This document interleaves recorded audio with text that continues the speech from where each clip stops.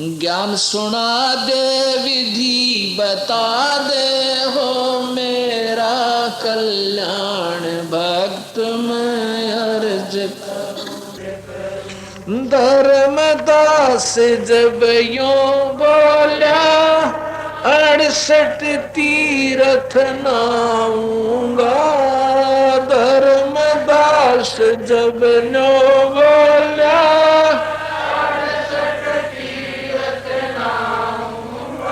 गीता जी का पाठ करत हूँ इस विद मुक्ति पाऊंगा। गीता जी का पाठ करत हूँ इस विद मुक्ति पाऊंगा। राम कृष्ण के गुण गाऊं मिल स्वर्ग में स्थान भक्त में। ज्ञान सुना दे विधि बता दे हो मेरा कल्याण भक्त मैं अर्ज करूं।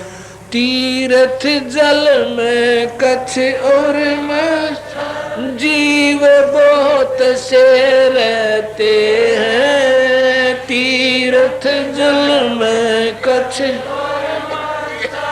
जीव बहुत से रहते हैं। उनकी मुक्ति न होती वो कष्ट बहुत सा सकते हैं। उनकी मुक्ति न होती वो कष्ट बहुत सा सकते हैं। सतयुग में राम कृष्ण नहीं थे तुम किसका धरते ध्यान भक्त मैं अर्ज।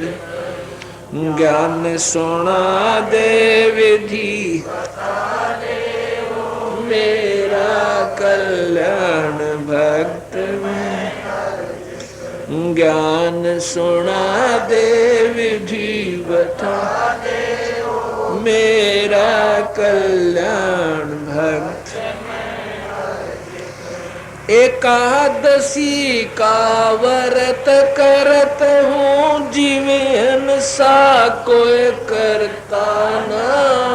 एकादशी का व्रत करत जीवन सा कोई करता ना। शिवलिंग पूजा गुरु की सेवा किए बिना बिसरता ना। शिवलिंग पूजा गुरु की सेवा किए बिना बिसरता ना। सालग्राम की पूजा करतम दिन सुबह और शाम भक्त मैं अर्ज करूं।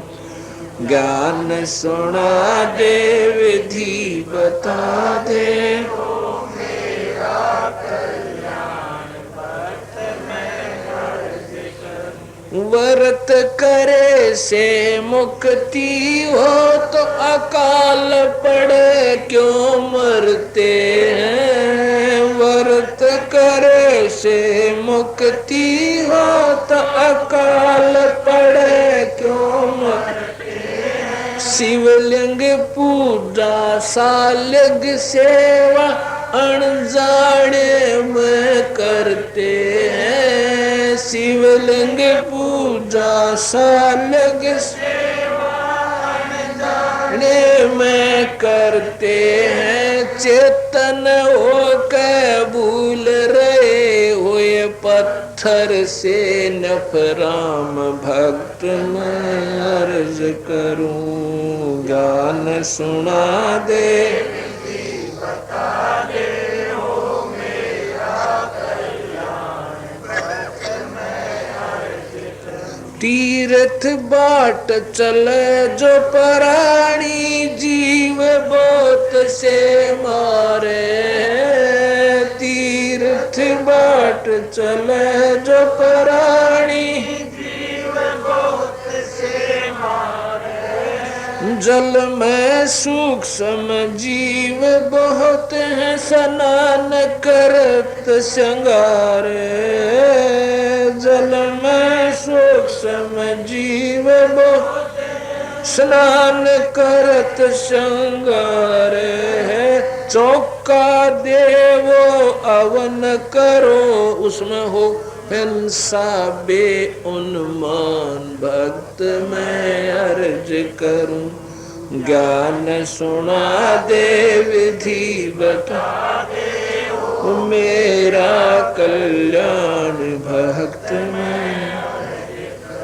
सात दीप और नौ खंड, सपने जैसा खेल है। सात दीप और नौ खंड, सपने जैसा खेल है। तीन लोक और भवन चतुर्दशीय, काल बलि की जेल है। तीन लोक और भवन चतुर्दशीय, काल बलि की जेल है। महाप्रलय में नष्ट हो जावे, कहाँ करो विश्राम।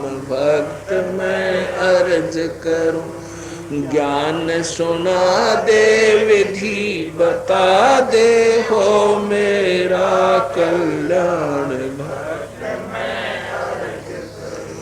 पाठ आरती धर्म दुआ से, खेत संवारा जाता है। पाठ आरती धर्म दुआ से, खेत संवारा जाता है। सत्य नाम बीज जो बोवे, फल भक्ति का खाता है। सत्य नाम बीज जो बोवे, फल खाता है। काल जीव को उलझाता है, देख उल्टा ज्ञान। भक्त मैं अर्ज कर, ज्ञान सुना दे विधि बता दे, हो मेरा कल्याण भक्त। इतनी कह साहेब कबीर अंतर्दान होया जी। इतनी कह साहेब कबीर अंतर्दान होया जी। अपनी गलती जान धर्म दस फूट फूट कर रोया जी। अपनी गलती जान धर्म दस फूट फूट कर रोया जी। भूल में जीवन खोया जी, अब हो गया सच्चा ज्ञान। भक्त मैं अर्ज कर, ज्ञान सुना दे विधि बता दे, ओ मेरा कल्याण। पाखंड पूजा सब ही छोड़ी, मन चाया न तीर्थ नाणे को। पाखंड पूजा सब ही छोड़ी, मन चाया न तीर्थ नाणे को। वापस घर को चाल पड़ा, तज वृंदावन बरसाने को।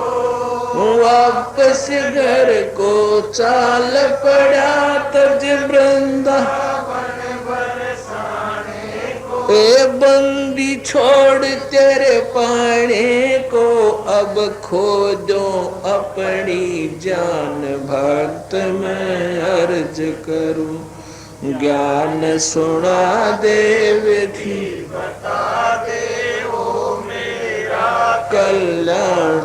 भक्त मैं अर्ज करूं, ज्ञान सुना दे विधि बता दे, ओ मेरा कल्याण। भक्त मैं रो रो रुदन मचावण लाग्या एक धर्म यज्ञ रचाई जी। रो रो रुदन मचावण लाग्या एक धर्म यज्ञ रचाई जी। दीन दयाल दया के सागर आके सूरत दिखाई जी। दीन दयाल दया के सागर आके सूरत दिखाई जी। राम पाल मुक्ति तब पाई जब मिले कबीर भगवान भक्त में अर्ज ज्ञान सुना दे विधि बता दे ओ मेरा कल्याण भक्त मैं अर्ज करूं। ज्ञान सुना दे विधि बता दे ओ मेरा कल्याण भक्त मैं अर्ज करूं। सत साहिब। अब धर्मदास जी प्रभु से नाम लेकर के बड़ा प्रसन्न होते हैं और अपना जीवन सफल समझते हैं। फिर विनय पूर्वक प्रार्थना करते हैं, प्रभु यदि आप नाराज ना हो तो एक मन में छोटी सी एक शंका उत्पन्न हो रही है कि दाता वैसे मैं आपकी हर वाणी को स्वीकार करता हूँ, कति नकारा नहीं है, लेकिन ये मन पापी नहीं डटता, क्योंकि आपके मुख से हमने पहले बार ये यथार्थ ज्ञान सुना है। यदि आपकी रजा हो जा, आपका दास आपके उस लोक को देखना चाहता है जहां से आप आए हो। कबीर साहब तो जानी जान थे चल भाई, एक भी हंस दृढ़ हो गया मेरी बातों पे तो मन माने सैकड़ों के अंधेरा स्वयं हटा देगा। इसलिए उसको कहा कि ठीक है धर्मदास,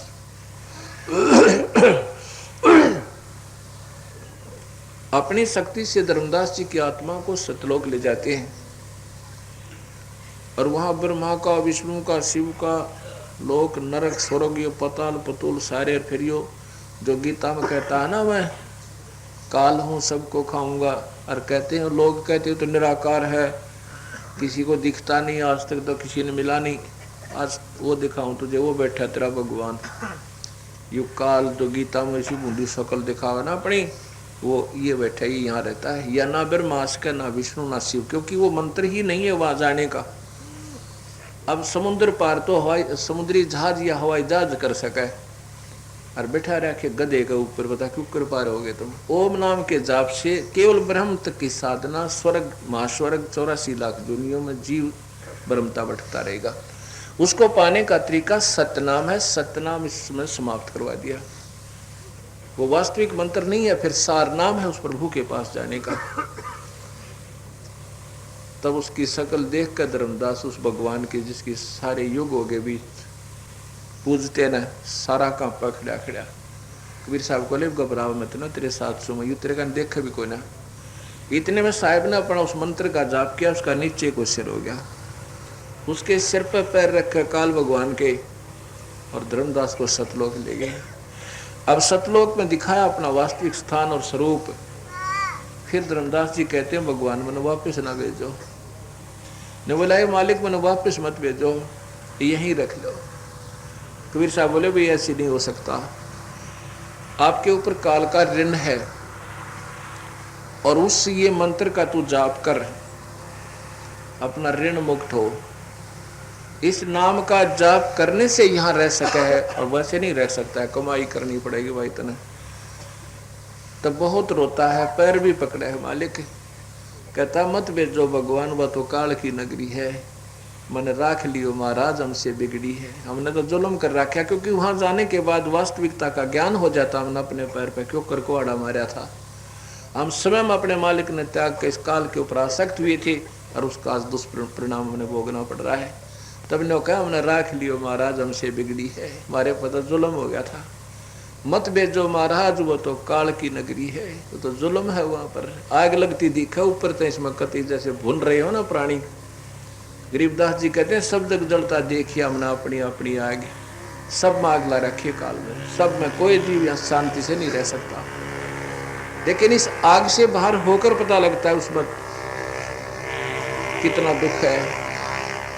तब कबीर साहब ने कहा कि बेशक जा इस नाम का जाप करते रहना, तुझे कष्ट नहीं आने दूंगा और मैं तेरा साथ रहूंगा बेटा, घबराइए मत ना। और दुनिया ने बता दे जाके यही कथा जो मैंने तुझे सुनाई, सब जीवों को कथा सुनाओ, सब जीवों का भ्रम मिटाओ। तब धर्मदास जी वापस आए और फिर वो सतमार्ग का प्रचार करने लगे। बोल सतगुरुदेव सत साहिब।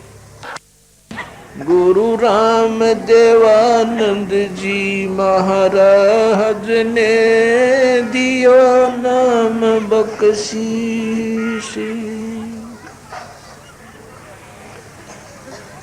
कोट कोट सजदा करूं, कोटि कोट प्रणाम।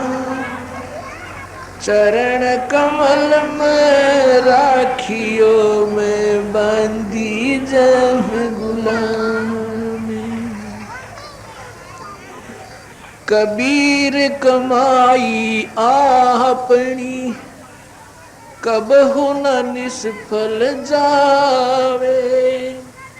सात समुद्र आडे पड़ो, मिले अगाऊ आवे। गरीब देते को हर देते हैं, जहां तहां से आने।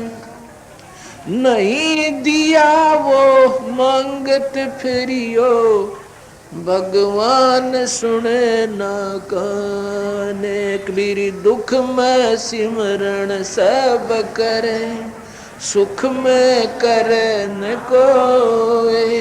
जय सुख में सुमरण करे, तो दुख काहे को होए। कबीर सुख में सिमरण किया नहीं, फिर दुख में करते याद।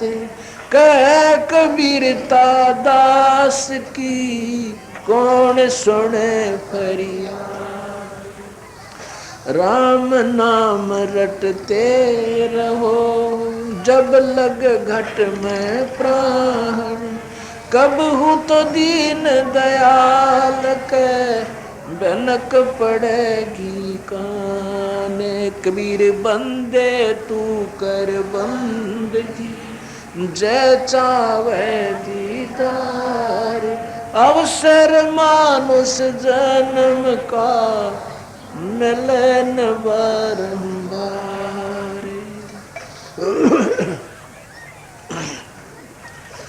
मानुष जन्म पाके, नहीं भजे हरि नाम। जैसे कुआं जल बिना, बनवाया किस काम। कबीर हरि की भक्ति करो, तज विषयों रस चोजी। बार बार ना पाओगे ये, मनुष्य जन्म की मौजी। लूट सको तो लूटियो, राम नाम की लूटी। पीछे फिर पछताओगे, प्राण जहांगे छू।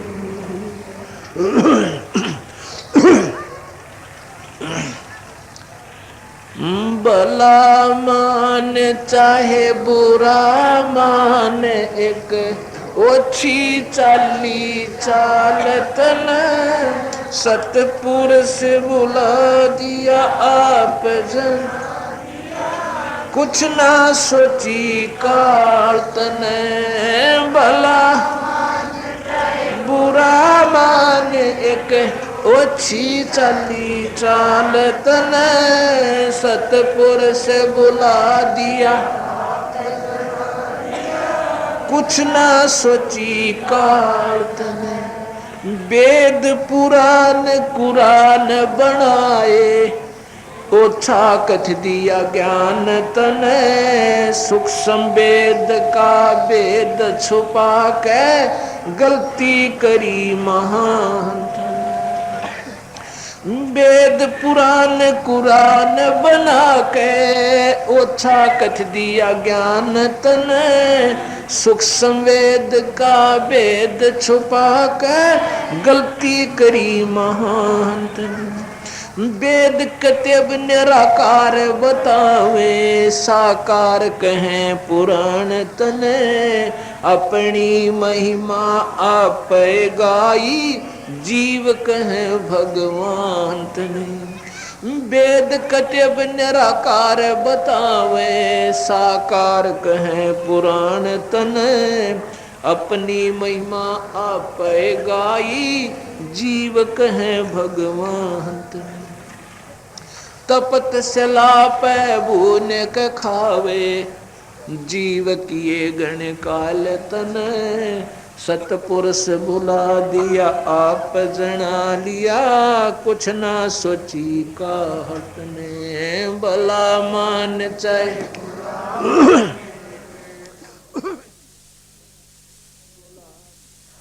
पुरुष बुला दिया आप जना लिया, कुछ ना सोची का। ऋषि मुनि सब करे तपस्या, ए भगवान हमें मोक्ष दिए, तप करवा के राज दे दिया, 184 में ठोक दिए। ऋषि मुनि सब करे तपस्या, हे भगवान हमें मोक्ष दिए, तप करवा के राज दे दिया, 184 में ठोक दिए।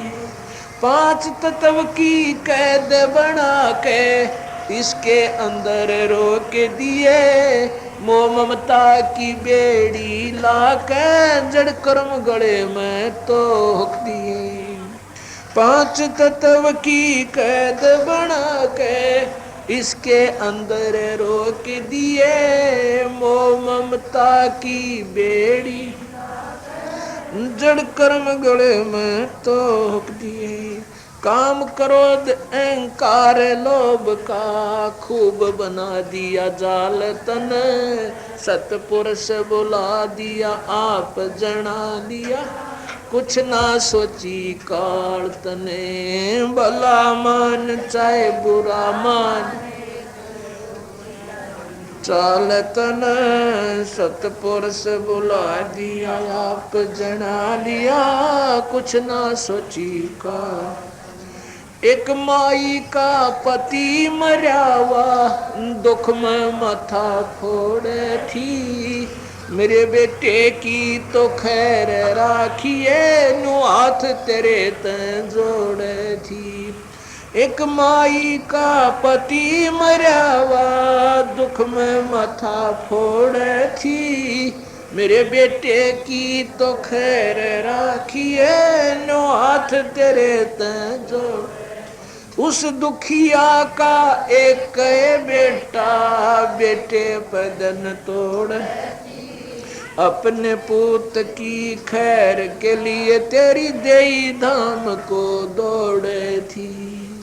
उस दुखिया का एक बेटा, बेटे बदन तोड़े थी, अपने पूत की खैर के लिए तेरे देई धाम दौड़े थी। उसके आगे ओ भी खा लिया, कति करी न टाल तन, सतपुरुष बुला दिया आप जन, कुछ ना सोची काल तने, भला मान चाहे बुरा माने, एक ओछी सतपुरुष बुला दिया आप जना लिया, कुछ ना सोची।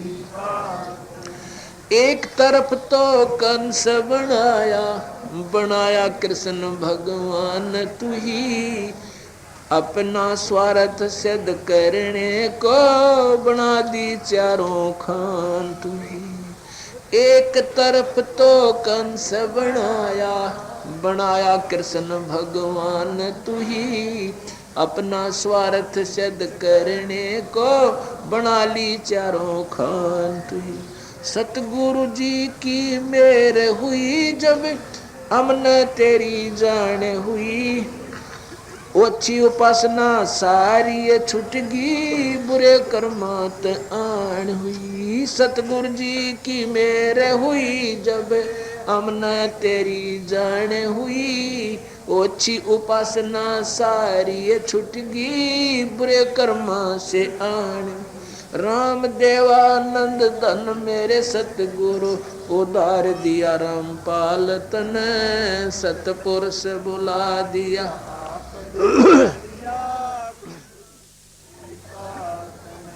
भला मान चाहे बुरा मान, एक ओछी चाली चाल तन, सतपुरुष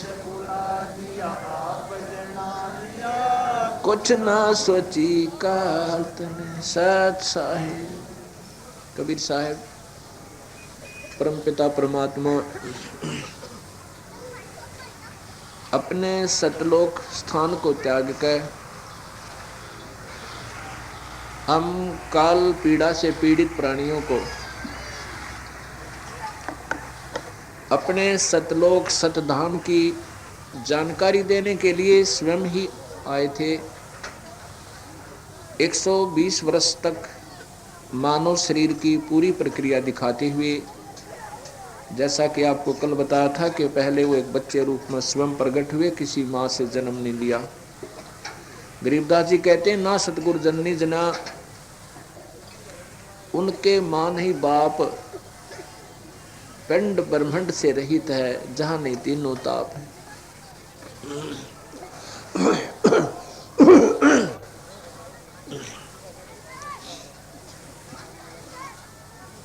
उसके बाद 5 वर्ष की आयु में शरीर की जब उनकी हो चुकी थी, 104 वर्षीय रामानंद जी महात्मा को अपना सतज्ञान दिया, सतलोक दिखाया, अपना वास्तविक स्वरूप उनको दिखाया।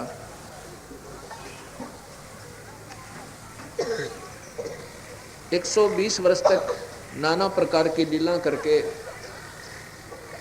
वो परमात्मा मगर के अंदर शरीर सह शरीर चले जाते हैं। जब कबीर साहब अपने शरीर में रहे, उसके दौरान ना जाने कितने ही जीवों को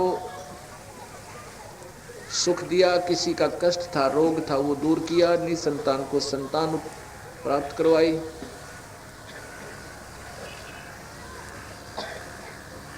और सत भक्ति मार्ग वास्तविक जो पूजा थी वो हमें प्रदान की, साथ में अपना एक अनमोल शास्त्र लिखकर हमें देकर चले गए। अब हम कृष्ण भगवान को तो भगवान मानने में कोई आनाकानी नहीं करते, क्योंकि उनकी महिमा हमने बचपन से रट रखी है, सुन रखी है। बचपन से ही सुनने लगे थे। भगवान कृष्ण ने कंस को मार दिया, चाणूर को मार दिया, शिशुपाल का सिर काट दिया, केसी जैसे राक्षस को मार दिया।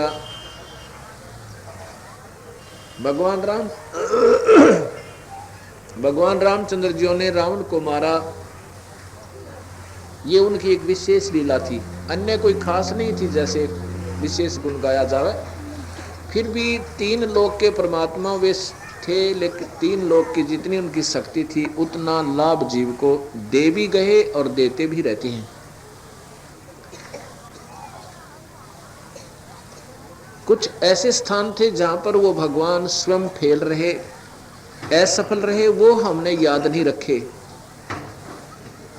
आपने सुना था कि ताम्रध्वज एक लड़का था राजा मोरध्वज का।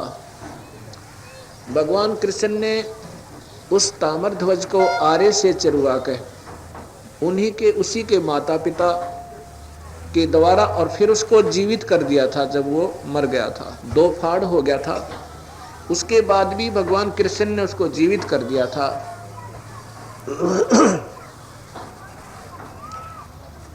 इसलिए उनकी जो महिमा भगवान की संज्ञा में, उनको प्रभु की संज्ञा में ले लिया। उसी के तुरंत बाद महाभारत के युद्ध के दौरान अभिमन्यु की मृत्यु चक्रव्यूह में हो जाती है। भगवान कृष्ण के सगे भांजे थे सुभद्रा के पुत्र। सुभद्रा अर्जुन के ब्याही हुई थी, भगवान कृष्ण की बहन। उसमें सारे पांडव रो रहे थे, उनका कुल विनाश हो रहा था। और साथ में भगवान कृष्ण भी रो रहे थे। भगवान कृष्ण अभिमन्यु को जीवित नहीं कर पाए। क्यों नहीं कर पाए? क्योंकि अभिमन्यु के संस्कार मनुष्य शरीर के इतने ही थे, उसको ऐसे ही मरना था। ये परमात्मा काल के द्वारा, काल भगवान के द्वारा ये पहले सुनियोजित होते हैं और पहले ये फिल्म बनाकर रख दी जाती है। इसके ऊपर ये केवल एक पात्र का काम करते हैं। वो काल जो है स्वयं डायरेक्टर भी है और प्रोड्यूसर भी है इस फिल्म का। भगवान कृष्ण कुछ नहीं कर सके, बचाव नहीं कर सके अपने सगे भांजे के। राजा मोरध्वज के पुत्र ताम्रध्वज को जीवित कर दिया, क्योंकि उसके श्वास भी बकाया थे। उसके अंत में भगवान कृष्ण के पैर में स्वयं तीर मार दिया गया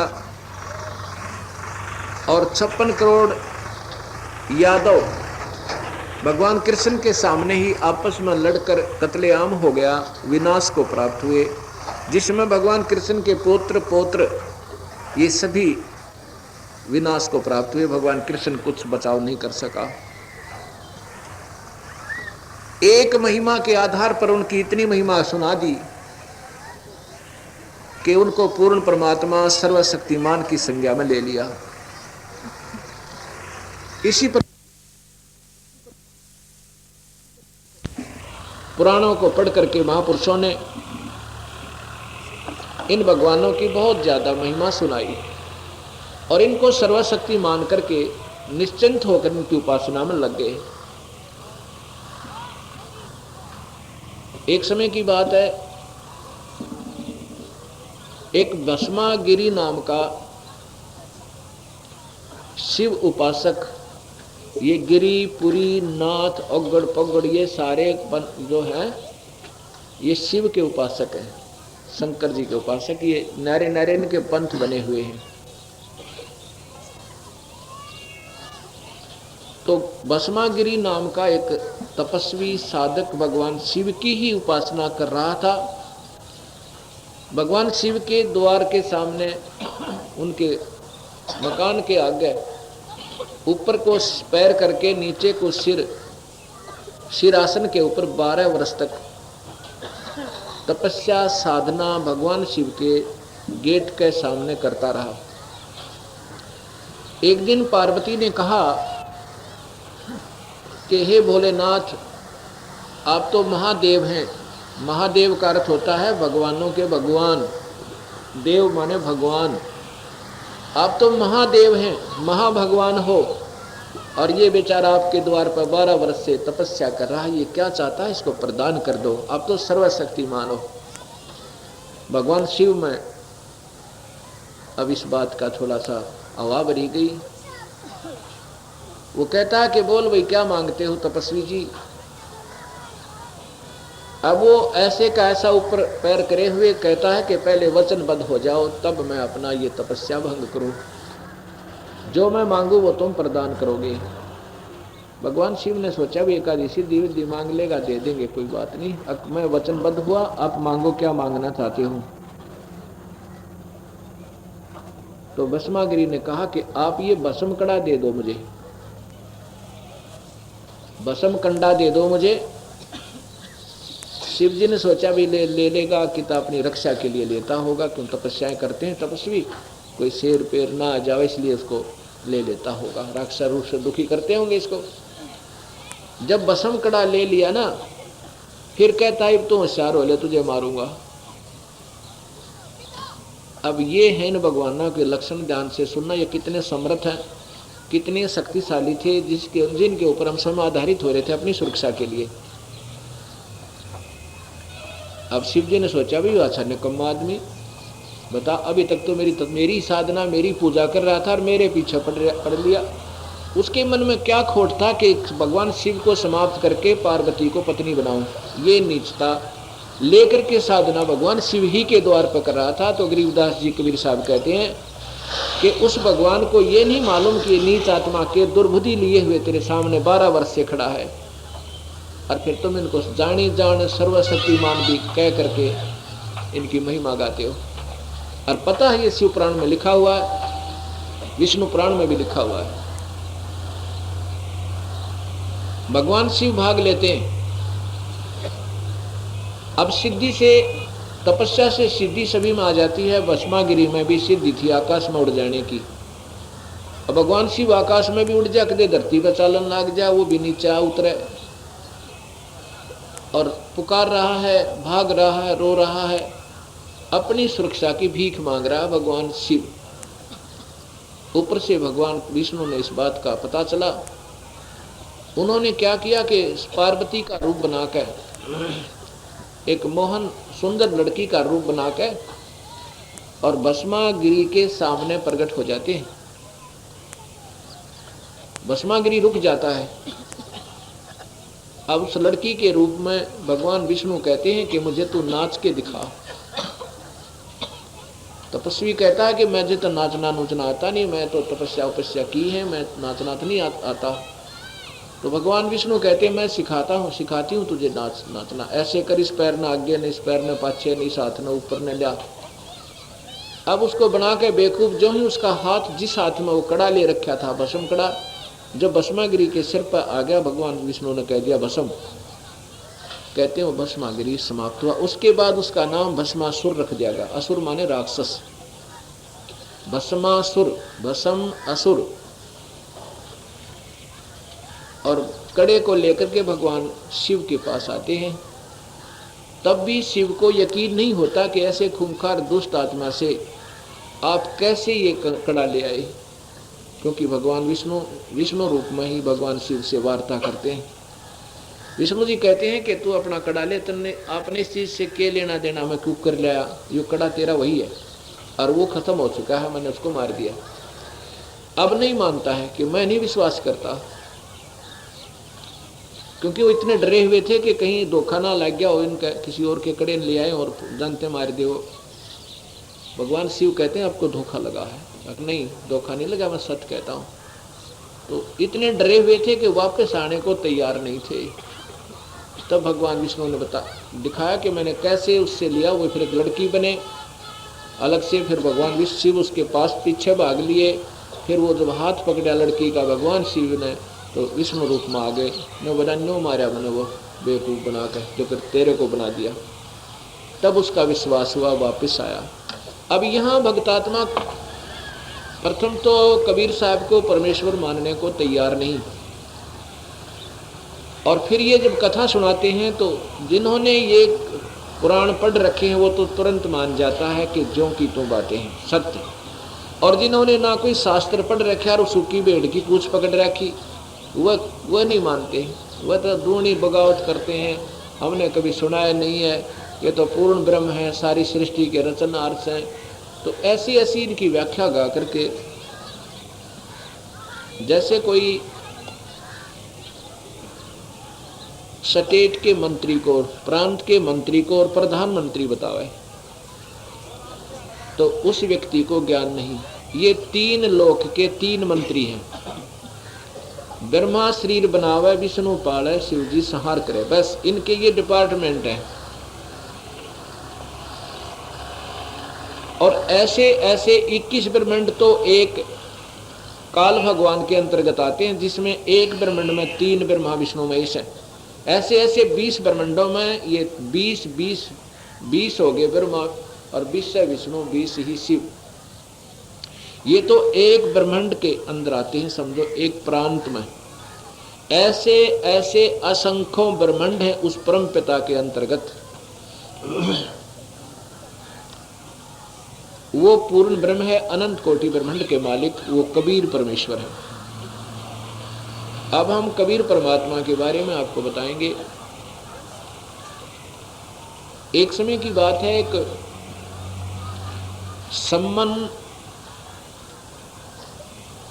सम्मन नाम का एक भक्त था। उसके परिवार में कुल मिलाकर 3 सदस्य थे। एक पुत्र का नाम शिव था, उसको सेऊ भी कहते हैं, और पत्नी का नाम नेकी। ये तीनों ही कबीर परमेश्वर के शिष्य थे। कबीर साहब जो सैसरी लाए हुए थे उनके ये शिष्य थे। गरीब बहुत थे। कई बार तो ऐसा होता था कि अन्न भी उपलब्ध नहीं होता था, भूखे ही रह जाया करते थे सारा सारा दिन। परंतु अपने भगवान में अटूट श्रद्धा थी। अपने प्रभु के चरणों में, अपने गुरुदेव के चरणों में असीम श्रद्धा थी। उनकी भक्ति की लो बहुत ज्यादा थी। वो गांव वालों को, अपनी नगर निवासियों को बताया करते थे कि हमारे कबीर परमेश्वर ने एक मरे हुए बच्चे को जीवित कर दिया, जिसका शव गंगा में, जब दरिया में बहता हुआ आ रहा था, कबीर साहब ने उसको जीवित कर दिया। एक लड़की कब्र में दबी हुई थी, शेख तकी की, उस लड़की को भी जीवित कर दिया कब्र से निकलवा कर। सिकंदर लोधी ने रामानंद जी का सिर कत्ल कर दिया था, उसको भी उसके सामने जीवित कर दिया। सिकंदर लोधी को जलन का बहुत भयंकर रोग था, केवल सिर पे हाथ रखने मात्र से उसको स्वस्थ कर दिया। ऐसी ऐसी कथाएं वो गांव वालों को सुना करते। गांव वाले उनकी मजाक किया करते, ये जब बावड़े हो रहे झूठ बोलते हैं, ये कभी हो सकता है? कि भगवान तो कृष्ण है, भगवान तो राम है, भगवान तो ब्रह्मा विष्णु महेश है, कबीर किसने भगवान बना दिया? एक दिन की बात है कि वो तीनों सदस्य घर के अपने घर में बैठकर प्रभु अपने कबीर परमेश्वर की, कबीर गुरुदेव की चर्चा चला रहे थे।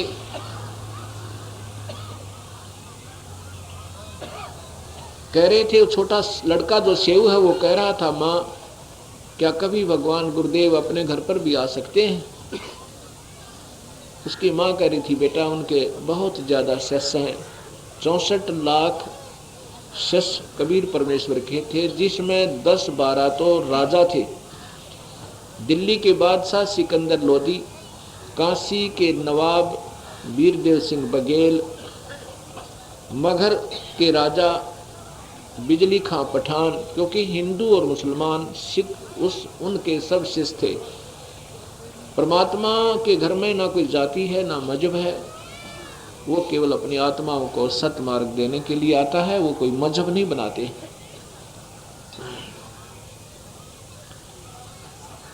इस प्रकार वो आपस में चर्चा कर रहे हैं और बता रही है उसकी माँ नेकी कि बेटा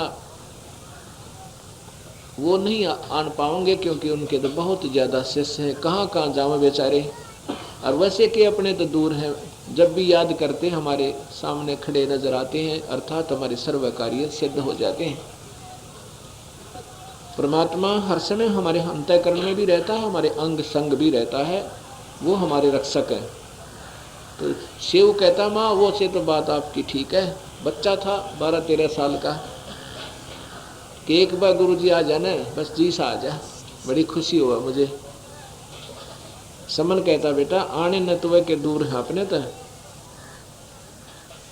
आनत के देर सपर भाई, समय नहीं उनके पास बेटा, ऐसे क्यों माड़ा मन कराए हुए कि दूर से अपने तक ना, वैसे एक बार जहाँ आनंद आ जा। बच्चा था। ऐसे ऐसे चर्चा वो कर ही रहे थे। इतनी ही देर में कबीर परमेश्वर 2 भक्तों के साथ, शेख फरीद और कमाल के साथ उनके द्वार पर जाकर आवाज लगाते हैं, सम्मन सम्मन करके। अब नेकी कहती है कि आवाज आ रही है बाहर से जैसे गुरुदेव की हो। सम्मन कहता है, अभी चर्चा कर रहे थे ना अपने मालिक की, ऐसे ही वैसी आवाज आपके कानों में भनक पड़ रही है, उनको कहाँ समय आने का। शिव कहे, हमारे इतने भाग अच्छे नहीं है कि हमारे घर पे आ जाए भगवान। इतने में फिर दोबारा आवाज लगाते हैं परमात्मा, कहते हैं भाई सम्मन घर पे है कि नहीं। इतनी देर में नेकी बोली भगवान महाराज जी की आवाज से। तो तीनों नंगे पैरा अपने भीतर ले अंदर आंगन से अपने घर से बाहर आते हैं भाग के। और द्वार पर जब दो भक्तों के साथ परमेश्वर को देखते हैं, उनको विश्वास नहीं होता कि गुरु जी आगे होंगे। ऐसे देख रहे हैं जैसे हम स्वप्न देख रहे हों, और विश्वास नहीं हो पा रहा कि गुरुदेव और हमारे घर पे है। फिर कमाल कहता है कि महाराज जी को अंदर ले चलो, बहुत दूर से पैदल चल कर आए हैं, बिठाओ कहीं बिछौना बिछाओ। तब उनकी वह जो है ना ध्यान भंग हुआ, आँखों में पानी ऐसे देखें जैसे हम कोई स्वप्न देख रहे हैं। चरणों में गिर जाते हैं, दंडवत प्रणाम करते हैं और फूले नहीं समाते हैं। कहीं कहीं पैर रखा जा रहा है, सम्मान बिछौना बिछा देता है, टूटा फूटा फटा पुराना जैसा घर में ब्योत था। परमेश्वर बैठ जाते हैं, दोनों भक्त बैठ जाते हैं, चाय पानी पात उनको पिलाते हैं। फिर प्रभु की चर्चा पूछते हैं, कहाँ से आए गुरुदेव, कैसे दर्श दया करी दास के द्वार पाने की, मालिक बड़ी रजा करी आपने, ये दाता क्यों कर याद किए, इतने बड़े परिवार में ये दास थे। काफी देर चर्चा करते रहे, व्यस्त रहे, घंटा सारा लग गया। फिर पूछता, प्रभु खाना अभी बनाए या कुछ रुक कर खाओगे? कबीर साहब कहते हैं, भाई भूख लगी है, पैदल चल कर आए हैं, रोटी बनवा दे। अब सम्मन अंदर जाता, अपनी पत्नी से कहता है कि नेकी रोटी बना जल्दी, भगवान ने भूख लगी है, गुरुदेव ने पैदल चल कर आए है ना। तो वो कहती है कि रोटी कहाँ बना दूं, आटा तो है ही नहीं। अब उसने सोची भाई बड़ी बात पिघली, तो कहता है ला तेरा मांग ला किसी के करते हैं, उधारा लिया किसी पे, फिर दे देंगे उनका। नो बोली आज वो उधारा भी नहीं दे रहे हैं, सब मजाक कर रहे हैं। नो कहे अब तो तेरे भगवान आ रहे हैं, फिर आपका घर भर देंगे, तुम्हारा क्या जरूरत है तुमने मांगने की, वो तो मुर्दे भी जिंदे कर देते हैं। राजा का रोग भी दूर कर दिया उन्होंने, जैसे क्योंकि रोज बताया करते थे। वो कहें सत्य, अरे बोला समाज माने असत, क्योंकि ये असत को ज्यादा स्वीकार करता, सत्य को नहीं कर सकता। ऐसी बुद्धि हमारी विपरीत चलती है जब तक हम साहिब के चरणों में नहीं आते हैं। अब सम्मन बहुत दुखी हो जाता है। फिर क्या कहता है, ले तेरा ये ओढ़ना चीर, इसने गिरवी दरियाओं की तय, और 2 शेर 3 शेर आटा मांग ले आऊंगा इसके बदले में। वो कहती है मैं लेकर गई थी, इसने गिरवी दरन चाहूँ, वो एक ही कपड़ा था ढंग का सिर पर सिर ढकने के लिए। कहती है मैं 2-3 जगह गई थी इसको गिरवी रखने के लिए, न बोले फटा हुआ, हम गिरवी रखें को ना, इसको भी गिरवी नहीं ले रहे। वो ही घर में एक सबसे उत्तम कपड़ा था उनके घर पे जिसको गिरवी रखा जा सकता था। अब जमीन पर बैठ कर आँखों में पानी गिरने लग जा। सम्मन कहे भगवान, हे परमात्मा, इसे पापी ने इसे के जुल्म कर रखे थे, पिछले जन्म में कोई पुण्य नहीं बना मुझ नीचता है, जिसके कारण आज भगवान मेरे घर पर पहली बार आए कि रोज रोज आवे थे ये, और आज मैं इनको रोटी नहीं खिला सकता। हे परमात्मा, ये दाता इसका अच्छा थी, मनुष्य शरीर ना देते वो बढ़िया था। तो नेकी कहती है कि एक काम करो, तुमने माड़ा मन नहीं करा करते, ऐसे करो, अब तो गुरुदेव से प्रार्थना कर दोगे जी सुबह खाना खिलाएंगे। ये जानी जान है, सारी समझ जाती हैं इशारे करने से। तो और रात्रि में तुम दोनों पिता पुत्र जाकर चोरी करके लाना 3 शेर आटा, सुबह वक्त से खाना खिला देंगे।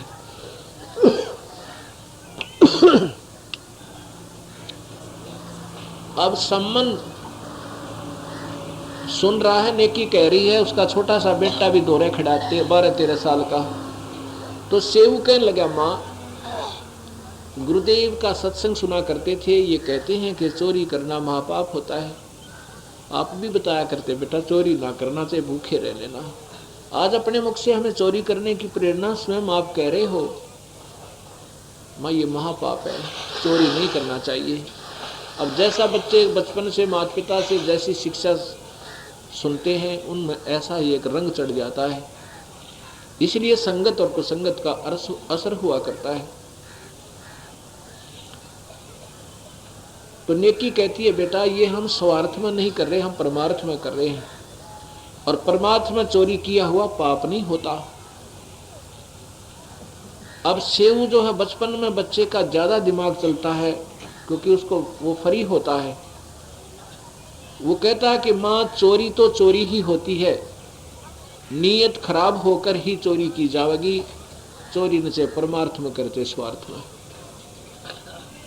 फिर वो माँ जो है बताना चाहती, बेटा ले तेरे सच्ची बात बता देती हूँ, मैं भी नहीं चाहती कि चोरी हो, पर एक विशेष कारण है। ये नगरी वाले जो हैं ये कर्महीन हो चुके हैं, इनके पास पैसा बहुत हो गया है और ये भगवान से दूर होते जा रहे हैं। आज नगरी में परमात्मा आए हैं और इनका ये जानबूझ कर अनादर करें। नहीं, इतने बड़े नगर में 2 अतिथि 3 अतिथियों की रोटी कोई बारिया नहीं होती, वैसे भी सहयोग दे दिया। अगर पड़ोसी आके कोई भाई दूध ना होता दूध मारे तो ले लियो, आम आदमी की। आज ये जानबूझ कर बकवाद करें, इनका विनाश हो जाएगा बेटा। ये नगरी गरक सकती है जमीन में, ये सुबह मिलेगी नहीं। और भाई हमने इसका अन्न खा रखा है, हम इसने बचाना चाहते बेटा। इस नगरी से थोड़ा बहुत चोरी करके आटा ले आओ और यह नगरी बस जाएगी। ऐसी एक नगर था, उसमें बहुत ऐसे पैसे वाले लोग, जब माया आ जाएगी जीव के पास, ये भगवान से दूर और कोबद में बहुत ज़्यादा गहरा कर देती है। अभिमानी प्राणी हो जाता जैसे रावण हो गया था। बार बार समझाने से भी मन में बुद्धि में नहीं आई कि ये राम भगवान आया हुआ है, ये 3 लोक का मालिक है, तने इसकी पत्नी उठा ली, ये महापाप है। जबकि स्वयं भी जानकार आदमी था, पर बुद्धि भ्रष्ट होगी, पैसा घना हो गया, दारू दप्पा पीने लग गया और मांस खाने लग गया, तो बुद्धि भ्रष्ट हो जाती है जीव की। ऐसे पुत्र, इनका विनाश नजदीक है और हम नमत नहीं बनना चाहते। ऐसे एक नगरी के अंदर एक संत आ जाते हैं, बाहर बनी में बैठ जाते हैं। एक उनका छोटा सा सेवक था, नेकी बता रही है, बेटा ये ऐसे कहानी बन सकती है। और उस नगरी वाले बहुत निकम्मे हो गए थे, साधु संत को कोई रोटी को कहते भी नहीं थे कि महाराज जी खाना खा लो या बनी बनाई रोटी दे दें, आटा दे दें, कुछ नहीं देते थे। वो साधु जो है सिद्ध महात्मा आ जाता है और बैठ जाता है बनी में। वहाँ शंख बजाया करते थे संत पहले। नगरी वाले पहुंच जाते थे कि कोई संत आया है, उसको रोटी राटी बना कर दे आते थे। उन्होंने श्याम ने शंख बजाया, कोई नहीं गया। सुबह अपने पुत्र से कहा, उस सेवक से कहा, जा बेटा आटा मांग ला गांव से, 1 या 2 घर से मांग के लाना, ज्यादा नहीं, क्योंकि वो संतोषी महात्मा थे। वो बच्चा जाता है, सारी नगरी में घूम लेता है, कोई भी आटा नहीं डालता, बल्कि धमकाते हैं कि मस्टंडे, छोटी सी उम्र में घर से निकल गया, करके रोटी नहीं खाई जाती, ऐसी ऐसी बातें बोलते हैं। वो लड़का आ जाता है, कहता महाराज जी ऐसा निकम्मा नगर मैंने जिंदगी में नहीं देखा। गुरुदेव से कहता है, क्या बोले कि वो तो 16 माथा तक बोलते को ना, मेरा ना के बोले महाराज जी, के बताऊँ आपने। अब ठीक से बेटा एक बार फिर जा तू श्याम ने फिर गया 4 बजे सी, ये श्लोक फिर सुने, उल्टा आ गया। खाली जोड़ी लेकर जो का तू, छोटा सा बच्चा, श्याम ने भी भूखा रहा, सुबह भी भूखा रहा, शाम भी होगी। महात्मा जी कहने लगे, भाई सुबह फिर जा बेटा एक बार, हो सके किसी की सोधी आ जाता। उसके मन में ये थी कि यार नगरी बस जाएगी। इतने वो जब जा रहा है तो एक कुमारी थी बाहर, विधवा। वह कुमारी उस बच्चे को जाता भी देखे थी, आता भी देखे थी। उसको मालूम भी था कि ये नीच आत्मा है, इसको आटा नहीं दिया होगा। और वो स्वयं छोटी जाति का होने करके वो देना नहीं चाहती थी कि महात्मा नाराज ना हो जाए, भाई मैं छोटी जाति से हूँ और ये महात्मा लोग नहीं देते। ऐसे कई ऐसे भी होते हैं। तीसरी अगले दिन जब सुबह सुबह वो फिर जाता है, फिर खाली वापस आ रहा है, तब वो रोटी बनाकर तैयार कर लेती है कि अगर ये चाहेगा तो मैं रोटी बता दे दूंगी और अपनी जाति भी बता दूंगी। अगर, क्योंकि 3 दिन हो गए बच्चा भूखा है। माँ औरत को खासकर विशेष दर्द होया कर बालका का, और वो 12-13 साल की उम्र का, 14 साल की उम्र का बच्चा, और तीसरा दिन हो गया रोटी नहीं मिल रही इसमें। तो वो कहती है कि महाराज जी बात सुनना, क्या काम आई कि लगता है आपको 2-3 हो गए भिक्षा नहीं प्राप्त हुई। अगर नहीं माई भिक्षा प्राप्त नहीं हुई, तो वो कहती है कि मैं जो है एक कुम्हार जाति से हूँ। मैं कहना तो आपको कल भी चाहती थी, पर मेरी हिम्मत नहीं पड़ी महाराज जी के कद नाराज ना हो जाए, गरीब आदमी की, छोटी जाति वाले की रोटी ना लेते हो।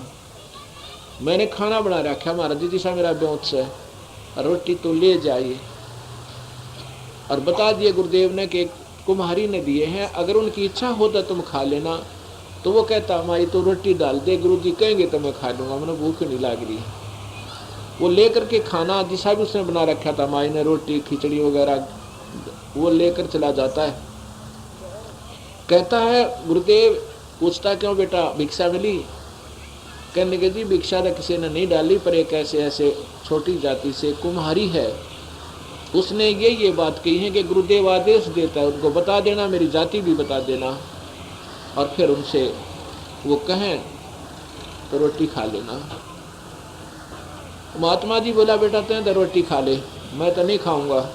कुछ ऐसे इनके गुण भी होते हैं अनजान पड़े के, नहीं भगवान के दरबार में जात नहीं हुआ करती। तो कहता बेटा ठीक है खाना खा ले और ला मुझे भी दे दे।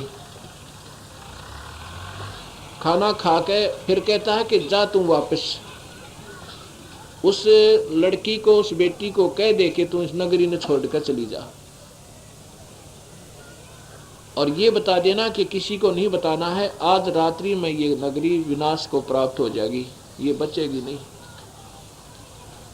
अब वो लड़के ने सोची भैया तो ये गुरुदेव का आदेश है, और एक ही बहन ने आटा रोटी दी, उसी ने कह दो नगरी छोड़ के चली जा, तो बता भैया तो होता गए पटन के काम, पर जाना पड़ेगा, गुरुदेव का आदेश है। अब वो आके कहता है कि माई महाराज जी का एक आदेश है, मैं आपको सुनाना चाहता हूँ।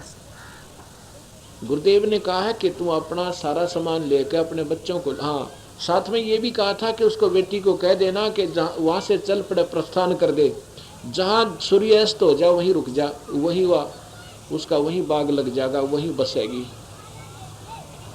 ऐसा उन्हें आशीर्वाद दे दिया।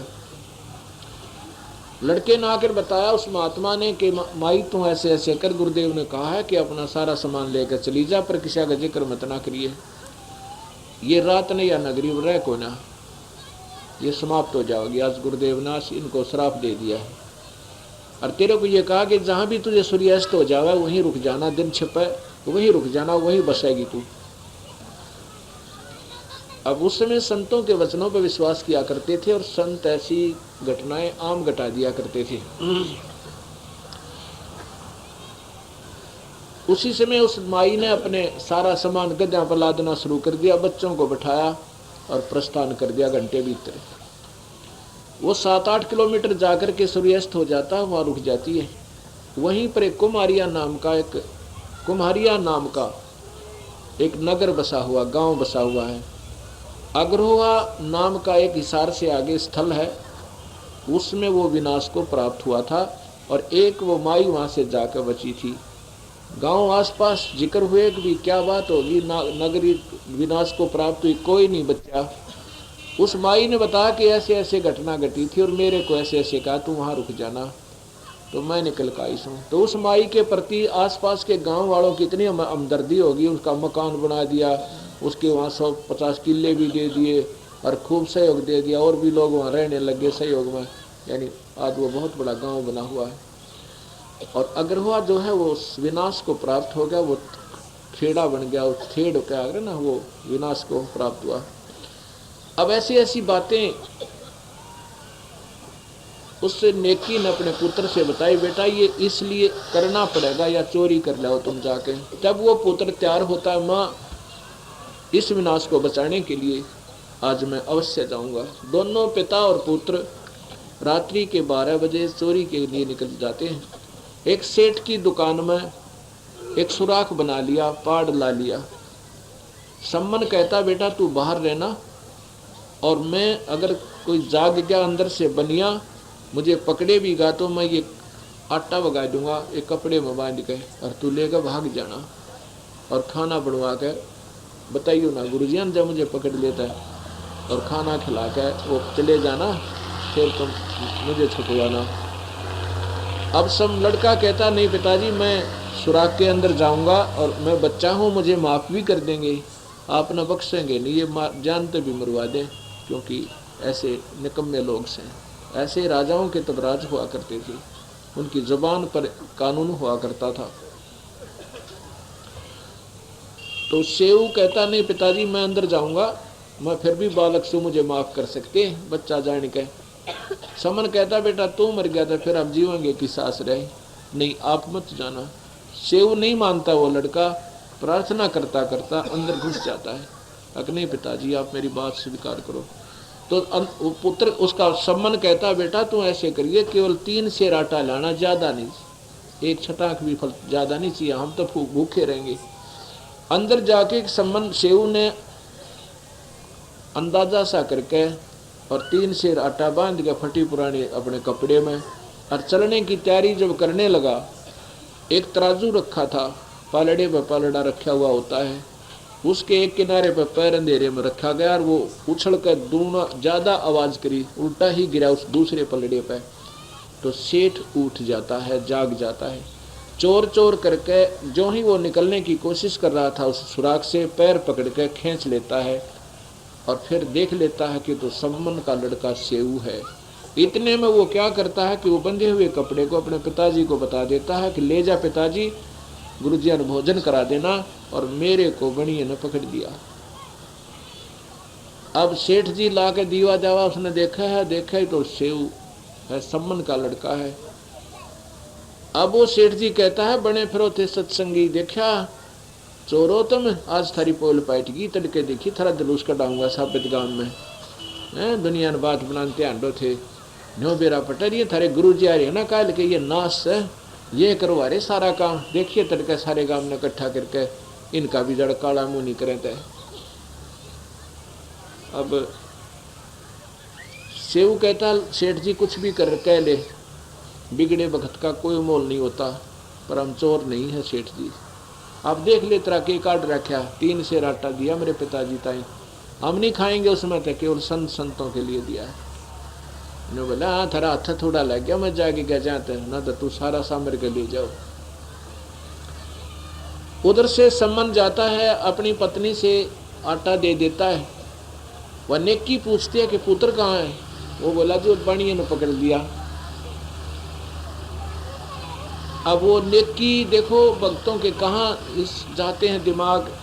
उसने के विचार किया कि कल ये लड़का पहचाना जाएगा और पहचान कर लोग हमारे द्वार ने घेर लेंगे और यहाँ देखेंगे गुरुजी आ रहे हैं, ये कहेंगे ये आया है चोरी कराने के लिए। ये कभी चोरी नहीं करते थे, भूखे भी हमने देखे, भूखे रह जाते थे, कभी चोरी नहीं करते थे, और आज ये चोरी करवाते हैं भाई।